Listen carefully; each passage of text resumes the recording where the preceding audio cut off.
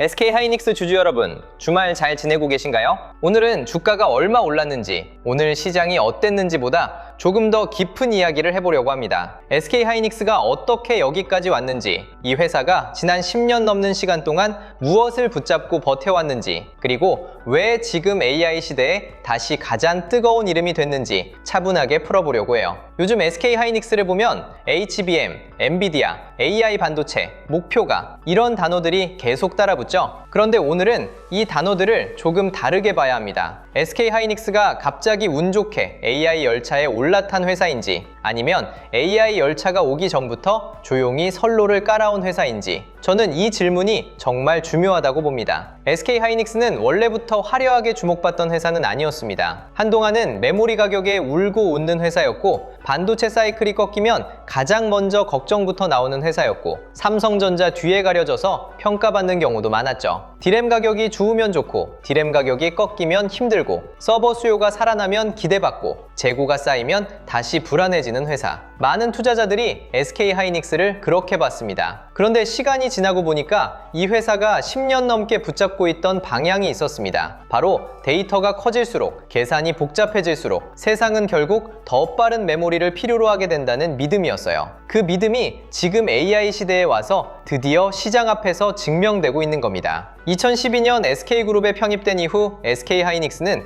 단순히 이름만 바뀐 회사가 아니었습니다. 그때부터 이 회사는 메모리 회사로 살아남는다를 넘어서 미래의 데이터 시대에서 반드시 필요한 회사가 되겠다는 쪽으로 조금씩 방향을 잡아갔습니다. 물론 그 길이 항상 편했던 건 아닙니다. 메모리 산업은 원래 잔인합니다. 잘 될 때는 모두가 좋아하지만 공급이 조금만 많아져도 가격이 무너지고, 수요가 조금만 늦어져도 재고 부담이 커지고, 한 번 투자하면 공장과 장비 비용이 너무 크게 들어갑니다. 그래서 이 산업은 기술력만 있어도 안 되고, 돈만 있어도 안 되고, 시간을 버티는 힘까지 있어야 합니다. SK하이닉스가 지난 10년 동안 보여준 건 바로 그 버티는 힘이었습니다. 이 회사의 첫 번째 철학은 당장 돈이 되는 것만 보지 않았다는 점입니다. HBM을 생각해보면 더 분명합니다. 지금은 HBM이라는 단어가 너무 익숙하죠? AI 반도체 이야기를 하면 HBM을 빼고 말하기 어려울 정도입니다. 그런데 처음부터 시장이 HBM을 이렇게 크게 봤던 건 아닙니다. 고성능 메모리가 언젠가 필요해질 거라는 건 알았지만, 그게 언제 큰 시장이 될지, 누가 실제로 큰 돈을 지불할지, 얼마나 빨리 커질지는 불확실했어요. 그럼에도 SK하이닉스는 이 길을 놓지 않았습니다. 2010년대 초반부터 TSV 기반 HBM을 개발하고, 이후 HBM2E, HBM3, HBM3E, HBM4로 이어지는 길을 계속 걸어왔습니다. 이건 그냥 기술 개발 연표가 아닙니다. 남들이 아직 크게 돈이 안 된다고 볼 때도 언젠가 세상은 더 빠른 메모리를 필요로 할 거라고 보고 계속 시간에 쌓아온 기록입니다. 주식시장은 보통 결과가 나오고 나서야 박수를 칩니다. 실적이 좋아지고, 주가가 오르고, 목표가가 올라가고, 외국인이 들어오면 그때서야 역시 좋은 회사였네 라고 말하죠. 그런데 좋은 회사의 진짜 모습은 박수받기 전의 시간에 있습니다.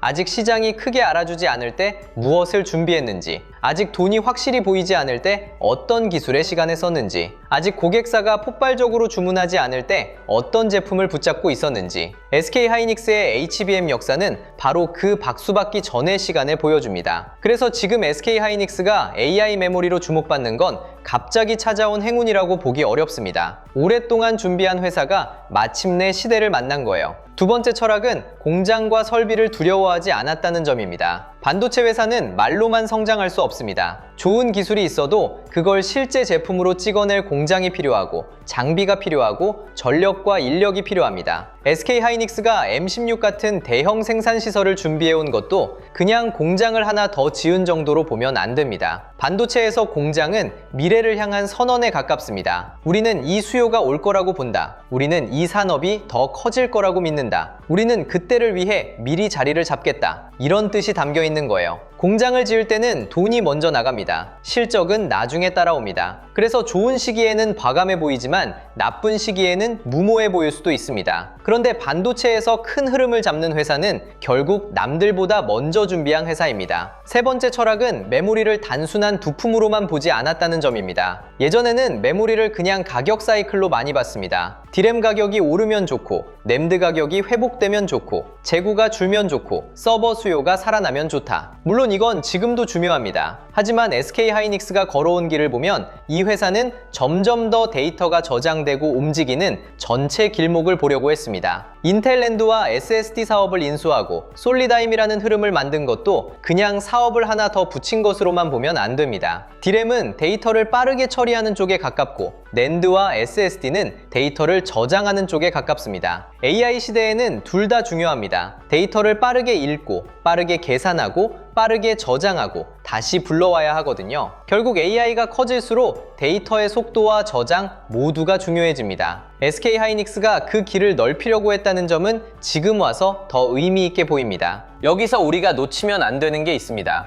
SK하이닉스의 지난 10년은 항상 승리만 있었던 시간이 아니었습니다. 반도체 다운사이클도 있었고 재고 부담도 있었고 투자비 부담도 있었고 시장에서는 삼성전자와 비교당하는 시간도 많았습니다. HBM에서도 처음부터 지금 같은 평가를 받은 건 아니었습니다. 어떤 시기에는 이게 정말 큰 시장이 될까? 이런 의심도 있었고요. 그런데 회사는 방향을 놓지 않았습니다. 이게 중요합니다. 주식 투자자 입장에서 좋은 회사는 항상 좋은 뉴스만 내는 회사가 아닙니다. 어려운 시기에도 자신이 가야 할 길을 잃지 않는 회사입니다. SK하이닉스가 지난 10년 동안 보여준 건 바로 그 집요함이었어요. 지금 AI 시대가 열리면서 시장에서는 SK하이닉스를 완전히 다른 눈으로 보기 시작했습니다. 예전에는 메모리 가격이 좋아질까? 이 질문이 먼저였다면 지금은 질문이 달라졌습니다. AI가 커질수록 이 회사가 더 필요해질까? 글로벌 고객사들이 이 회사의 메모리를 전략적으로 확보하려고 할까? 다음 세대 AI 반도체에서도 SK하이닉스가 계속 선택받을 수 있을까? 이 질문으로 바뀐 겁니다. 이건 굉장히 큰 변화입니다. 단순 경기 민감주로 보던 회사를 AI 인프라의 핵심 공급망으로 다시 보는 순간 시장이 주는 평가도 달라질 수 있습니다. SK하이닉스가 지금 높은 관심을 받는 이유가 바로 여기에 있습니다. 물론 여기서 너무 들뜨기만 하면 안 됩니다. 역사를 이야기한다고 해서 앞으로 무조건 좋다는 뜻은 아니에요. 반도체는 여전히 어려운 산업입니다. 투자비가 크고 공급 조절이 어렵고 고객사 요구는 점점 까다로워지고 경쟁사도 가만히 있지 않습니다. 삼성전자와 마이크론도 계속 따라옵니다. AI 시장이 커진다고 해도 SK하이닉스가 그 수요를 모두 가져간다는 보장은 없습니다. 그래서 우리가 봐야 할 건 단순한 기대가 아니라 계속 선택받을 수 있는 힘입니다. 기술, 생산 능력, 고객사 신뢰, 다음 세대 제품 로드맵,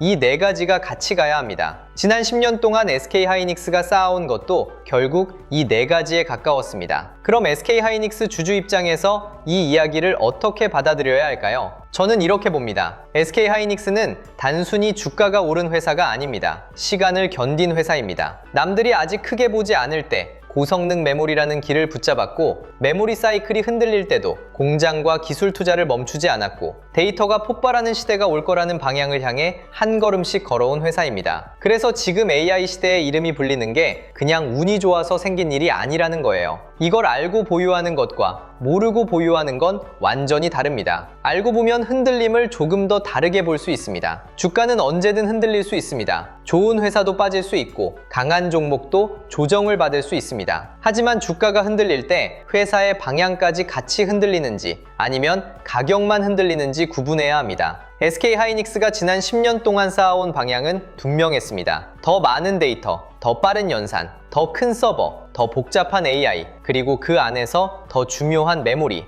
이 흐름이 꺾이지 않는다면 SK하이닉스를 보는 큰 그림도 쉽게 사라지지 않습니다. 그래서 주말에 이런 이야기를 꼭 하고 싶었습니다. 평일에는 가격이 보이고 장중에는 숫자가 보이지만 주말에는 시간이 보여야 합니다. SK하이닉스가 어떤 시간을 지나왔는지를 보면 이 회사를 보는 눈이 조금 달라질 수 있습니다. 오늘 이야기를 정리하면 이렇습니다. SK하이닉스는 하루아침에 AI 시대의 주인공이 된 회사가 아닙니다. 2010년대부터 고성능 메모리의 길을 붙잡았고 HBM을 계속 발전시켰고 대형 공장과 설비를 준비했고 낸드와 SSD까지 데이터의 길목을 넓혔고 지금은 글로벌 AI 고객사들이 필요로 하는 회사가 됐습니다. 이건 단순히 한두 개 좋은 뉴스로 만들어진 결과가 아닙니다. 10년 넘는 시간 동안 남들이 지금 당장 박수 쳐주지 않아도 언젠가 세상이 필요로 할 기술을 준비해온 결과입니다. 그래서 저는 SK하이닉스의 지난 10년을 운 좋게 AI 열차에 올라탄 시간이 아니라 AI 열차가 오기 전에 선로를 깔아온 시간이라고 보고 싶습니다. 주주분들이 이 회사를 볼 때 그 시간을 같이 보셨으면 좋겠습니다. 그래서 오늘 같은 특별편에서는 단순히 SK하이닉스가 좋다, 나쁘다에서 끝내면 안 됩니다. 이 회사가 걸어온 시간이 앞으로 시장의 돈을 어디로 움직이게 할 수 있는지 봐야 합니다. SK하이닉스가 AI 메모리의 중심으로 다시 평가받을 때 그 돈이 SK하이닉스 한 종목에서만 멈추는지, 아니면 삼성전자 같은 반도체 대형주로 같이 번지는지, 한미반도체 같은 HBM 장비주로 이어지는지, 후공정과 패키징,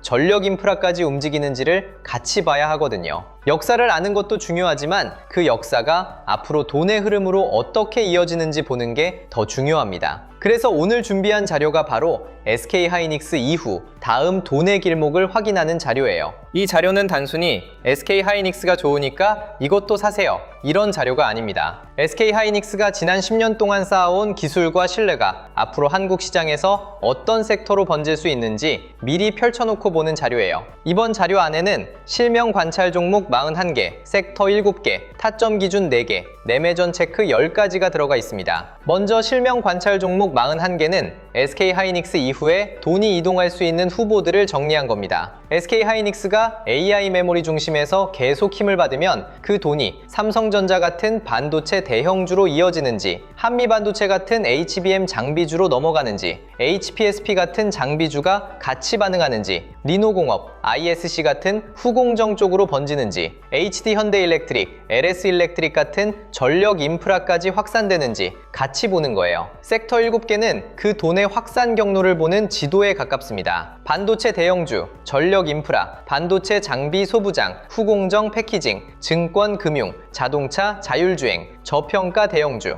이렇게 시장에서 돈이 움직일 수 있는 길을 나눠서 보는 겁니다. SK하이닉스의 지난 10년이 AI 메모리라는 결과로 이어졌다면 앞으로의 시장은 그 돈이 어디까지 번지는지를 봐야 합니다. AI 메모리에서 시작된 돈이 장비, 소재, 후공정, 전력 인프라까지 이어지는지 봐야 진짜 큰 흐름을 놓치지 않을 수 있어요. 타점 기준 4개도 꼭 필요합니다. 좋은 회사라는 걸 알아도 아무 자리에서나 사면 안 되잖아요. 그래서 돌파, 눌림, 회복, 과열 회피, 이 4가지 기준으로 보게 정리했습니다. 강하게 올라갈 때는 진짜 돈이 붙은 돌파인지 봐야 하고요. 잠깐 눌릴 때는 기준 가격을 지키면서 쉬어가는 건지 봐야 합니다. 흔들린 뒤 다시 올라올 때는 거래대금이 붙는 회복인지 봐야 하고요. 이미 뉴스가 너무 퍼져서 사람들이 뒤늦게 몰리는 자리는 과열인지도 확인해야 합니다. 좋은 회사와 좋은 매수 자리는 다릅니다. 이걸 구분해야 오래 살아남을 수 있습니다. 그리고 매매전 체크 10가지도 꼭 필요합니다. 내가 지금 역사와 감동에만 끌려 들어가는 건 아닌지, 좋은 회사라는 이유로 가격을 안 보고 있는 건 아닌지, 거래대금이 실제로 붙고 있는지, 기관이나 외국인 성격의 자금이 돌아오는지, 섹터 전체로 돈이 번지는지, 손절이나 비중 축소 기준은 있는지, 분할 진입 계획은 있는지, 내 투자 기간이 단기인지 중장기인지, 나중에 복귀할 수 있는 매매인지 한 번은 체크해야 합니다. 오늘 같은 특별편을 보고 마음이 뜨거워질 수 있습니다. 그건 좋은 일입니다. 다만 투자에서는 뜨거운 마음과 차가운 기준이 같이 있어야 합니다. 이 자료는 바로 그 기준을 잡기 위한 자료예요. 자료 받아보고 싶으신 분들은 영상 아래 더보기란에 있는 파란색 링크를 확인해 주시면 됩니다. 구독과 좋아요 눌러주시고요. 댓글창에 구독 완료 이렇게 남겨주시면 됩니다. 그 다음 더보기란이나 고정 댓글에 있는 파란색 링크로 들어가시면 자료 신청하실 수 있게 준비해 두겠습니다. 이번에 함께 정리한 자료 제목은 바로 코스피 2만의 시대, 돈의 흐름을 읽는 법입니다. 이 자료는 그냥 한 번 보고 끝나는 요약본이 아니라 SK하이닉스 같은 AI 메모리 대형주 이후 시장의 돈이 어디로 움직일 수 있는지